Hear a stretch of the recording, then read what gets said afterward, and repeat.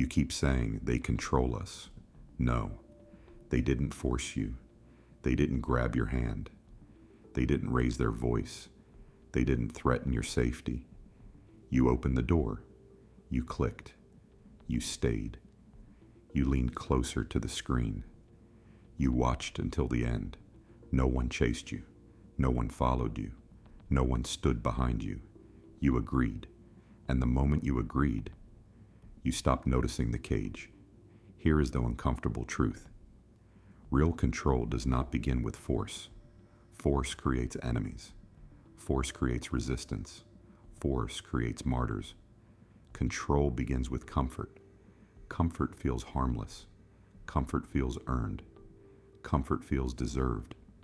Chains don't work anymore. Chains are obvious. Chains make noise. So modern systems learned something better. They learned silence. They learned patience. They learned how to wait until you come to them. They learned how to invite you. A soft chair, a glowing screen, a calm voice speaking slowly, an endless stream of things that feel familiar. Nothing is taken from you. Nothing is stolen. Nothing is demanded. You give it away. One click at a time.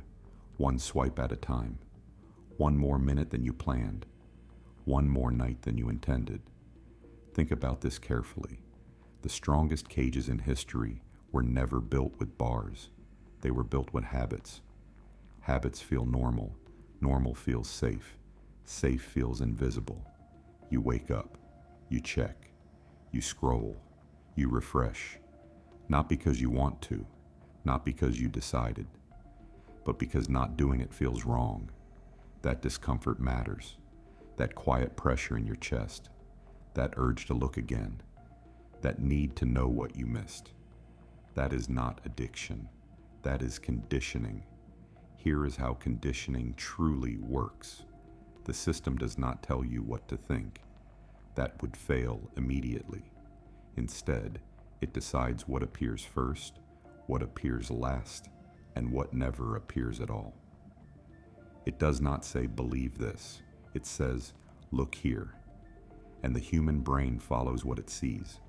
Not what is true, not what is important, not what is meaningful, what is visible.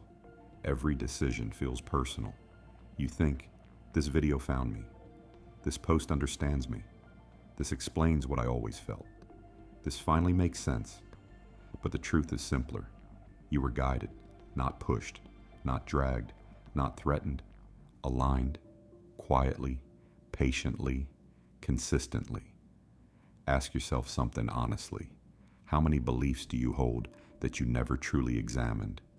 Not because they are correct, but because they are familiar. You heard them early.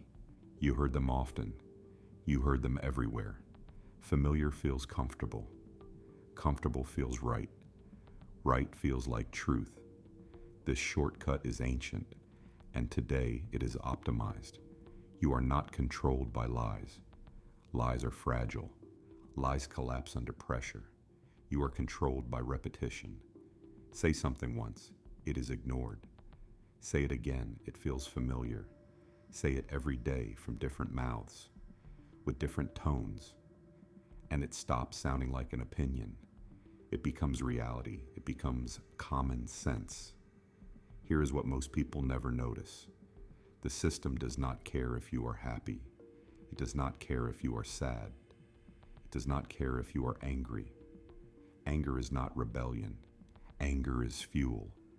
You comment, you argue, you explain yourself, you defend your position, you think you are resisting, but the system only measures one thing: time, attention, engagement. Why you stay does not matter. That you stay is everything. That is why outrage spreads faster than truth. Truth requires patience. Truth requires silence. Truth requires discomfort. Outrage demands reaction. Calm people log off. Calm people step away. Calm people disconnect. Angry people stay. Angry people scroll. Angry people watch until the end. Now think about identity. You believe you are building one, but most identities today are pre-designed. packaged, labeled, ready to choose. You do not discover who you are. You select it, a label, a side, a position. And once you choose, the system locks in. It feeds you agreement, not challenge, not contradiction, not friction. Agreement. This feels powerful. It feels like clarity. It feels like certainty. But certainty without resistance is not strength. It is stagnation. Nothing sharpens when nothing pushes back. Nothing grows when nothing disagrees. Notice something subtle.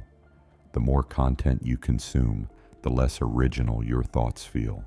You begin thinking in templates, phrases you did not invent, arguments you did not build, emotions you did not reach alone. You feel informed, but you are repeating, echoing. And eventually, something dangerous happens. You stop noticing the guidance because it matches you perfectly. It agrees with you. It reflects you. It validates you. A well-designed cage does not feel like a cage. It feels like belonging. It feels like safety. It feels like home. This is not about intelligence.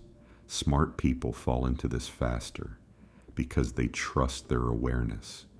They believe understanding the system makes them immune. It does not. It only changes how the system approaches them. You are not broken. You are human. Your brain seeks patterns, efficiency, belonging, approval. The system is built around these instincts, carefully, precisely, relentlessly. So what do? You do not disappear. You do not unplug forever. You do not escape society. That is a fantasy. Real resistance is quiet. It begins with friction. Pause before you click. Pause longer than feels comfortable. Ask yourself, why is this here right now? Not, do I agree? Agreement is meaningless. Visibility is power. Slow the rhythm. Consume less than the system expects. Silence breaks patterns. Boredom resets attention. The moment you feel uneasy without a screen, that discomfort is not weakness. That is the leash. Attention is not time. Attention is life. What you give attention to shapes your thoughts. Your thoughts shape your actions. Your actions shape your future. And your future is built quietly, one moment at a time. No one locked you inside. They never needed to. You walked in willingly. The door was open. The room was warm. Everyone else was already there.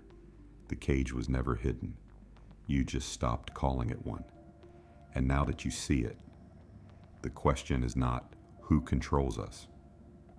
The real question is, why do we keep agreeing?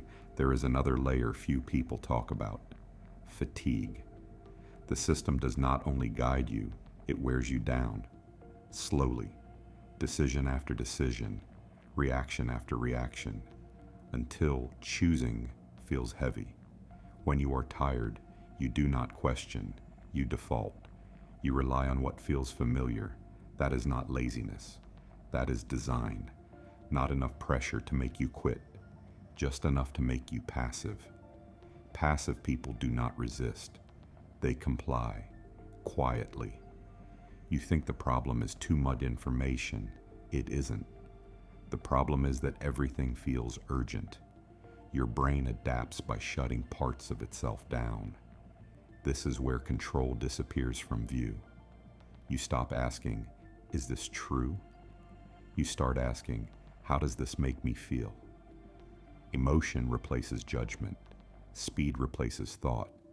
And once emotion leads, logic becomes optional.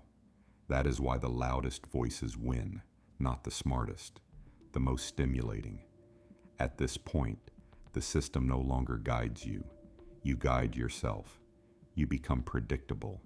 And predictability is control perfected. You already know what the next video will say. You already know how the reaction will look. Yet you stay. Not for information, for reinforcement.